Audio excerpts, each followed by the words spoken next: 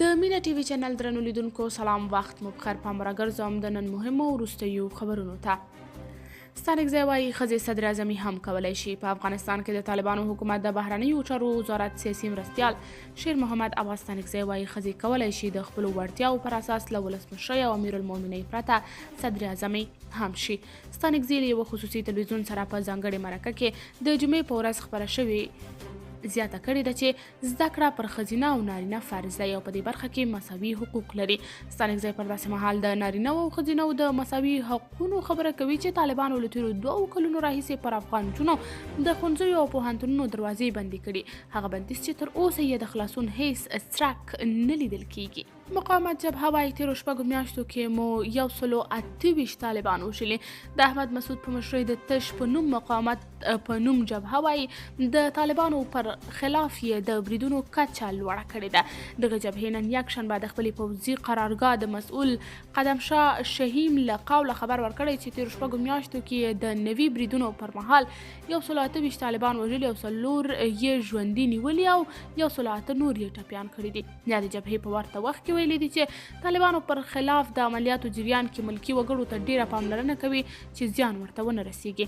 بلخوا ملا یعقوب نن یو خبري کنفرانس کې وویل چې د مقاومت په نوم د شر او فساد ډله یوازې رسنیز فعالیت او تبلیغات کوي او عملا میدان کې هیڅ حضور نه لري او نه هم د امارات ځواکونو سره د مقابلې توان لري. د قوشتېپې کانال ځمکو کې پانګونې ته لیوالتیا زیاته شوې ده. د کرنې او مالدارۍ وزارت مسؤلین وایي چې د قوشتېپې کانال په 3 میلیونه جریبه ځمکه خړوبه کړې.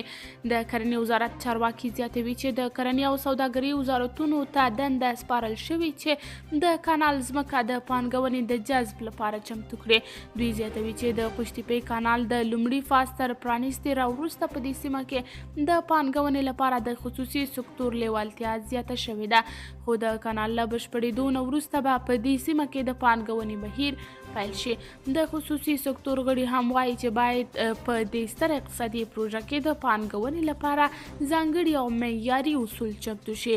د خصوصي سکتور غړي وایي چې په دې پروژه کې افغان او بهرني پانګوال د پانګونې لپاره لیوالتیا. د چمن پر لټکونکي وایي په ټول چمن ښار کې مو له نن څخه کاربندیز پیل کړ. د سپین بولدک چمن پر دروازه د پاسپورت جبري کېدو په غبرګون کې پر لټوهونکو د دوی د غوښتنو له نه منل کېدو وروسته د دسمبر وروستۍ ورځ په چمن ښار کې کاربندیز پیل کړ. پر لټوهونکي وایي د دوی په ملاتړ به د 2024 کال د لومړۍ میاشتې په لومړۍ نیټه په ټول بلوچستان ایالت کې هم کاربندیز پیل شي. د چمن د پرلتکونکو ویاند وایي کاربندیز یې د پاکستان د حکومت له لوري د دوی د غوښتنو نه منلو په غبرګون کې اعلان کړی دی. په چمن ښار کې د کاربندیز پر مهال په پرلت کې دغه ښار زرګونه کسان راټول شوي او د پاسپورت د جبري کېدو په غبرګون کې د پاکستان د یادې پریکړې پر ضد شعارونه ورکوي. د چمن د لغړي اتحاد مشر غوث الله وایي که زموږ غوښتنې ونه منل شي، که د پاسپورت پریکړه ونه اخیستل شي، بیا موږ په دغه ښار کې هیڅ دولتي کارکوونکي ته د کار کولو اجازه نه ورکوو او که موږ مجبوره شو موږ به دلته میشت پاکستاني نظامیان د دوی له دولتي ادارو څخه بیرون وباسو او د دې ټولو پیښو مسؤلیت به بیا د پاکستان د حکومت په غاړه. کابل او اسلام آباد اړیکو ښه کېدو هڅه. د طالبانو کندهار والي خبرو لپاره پاکستان ته ځي. د پاکستاني رسنیو د راپور له مخې ټاکل شوي چې د طالبانو او پاکستان د حکومت ترمنځ د تحریک طالبان پاکستان د ډلې په سر د ترینګلو اړیکو ښه کېدو لپاره د طالبانو د کندهار والي ملا شیرین اخوند په مشرۍ او پلاوي په راتلونکو څو ورځو کې اسلام آباد ته سفر وکړي. د ډان انګلیسي ژبې ورځپاڼې د یکشنبې په ورځ د دسمبر په 21 چې د مرغومې له 10 نیټې سره برابره ده په یو راپور کې اسلام آباد ته د ملا شیرین اخوند د سفر عمده هدف د طالبانو او پاکستان د حکومت ترمنځ د تحریک طالبان پاکستان TTP د وسلوالې ډلې په سر د اسلام آباد او کابل ترمنځ د خرابو شویو اړیکو د رغولو یوه هڅه ګڼلې ده.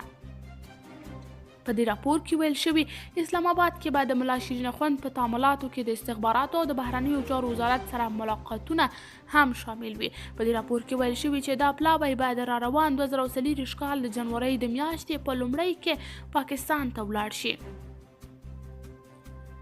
نتنیاهو وایي د غزې پر سرحد تر حاکمېدو او د حماس تر ختمېدو به مو عملیات روان وي.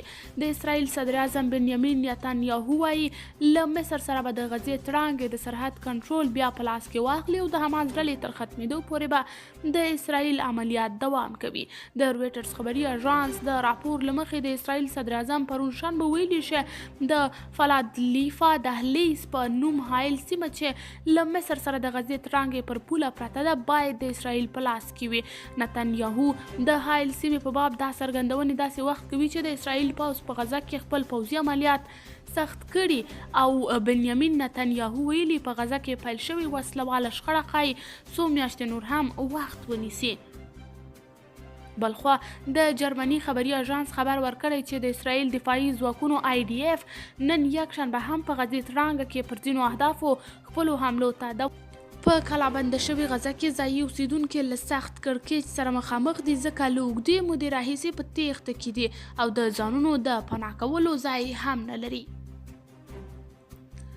ترکمنستان سره د وارداتي برېښنا تړون د یو بل کال لپاره تمدید شو. د افغانستان برېښنا شرکت وایي له ترکمنستان سره یې د 2024 کال لپاره د برېښنا د پیر تړون نوی او پر یو شمېر پروژو خبرې کړي دي. د افغانستان برېښنا شرکت رئیس ترکمنستان ته په خپل 2 ورځني سفر کې د دغه هیواد د انرژي وزیر او د ترکمن انرګو اجرایوي رئیس سره کتلي دي. په دې لیدنه کې دواړو لورو د 2024 کال لپاره د برېښنا تړون لاسلیک کړی دی. برېښنا شرکت ویلي چې د 2024 کال لپاره د انرژي د تولید تړون لاسلیک شو چې د دې تړون پر بنسټ به په 4 مسیرونو اندخوی، اقینې، بادغیس او تورغونډۍ هرات لینونو کې تر 1.8 میلیارد کیلو واټه فی ساعت انرژي تولید کړي. همداراز د شبرغان څخه تر ارغندې پورې د 1500 کیلو ولټ برېښنا لیږد مزي چارو د بشپړېدو چې 13 اونۍ د چارو بیا پیل افتتاح وشوه او په دغه لاین کې د ترکمنستان هیواد څخه د زیاتې برېښنا د پیر ډاډ هم ترکمن انرګو ته ورکړل. قدرمنو کتونکو دا و د نن ورځې تازه مهم دقیق او وروستي خبرونه. تر بیا نور مهمو خبرونو راپورونو چې ستاسې درانه حضور ته در حاضرېږم په الله مو سپارم. د الله په امان.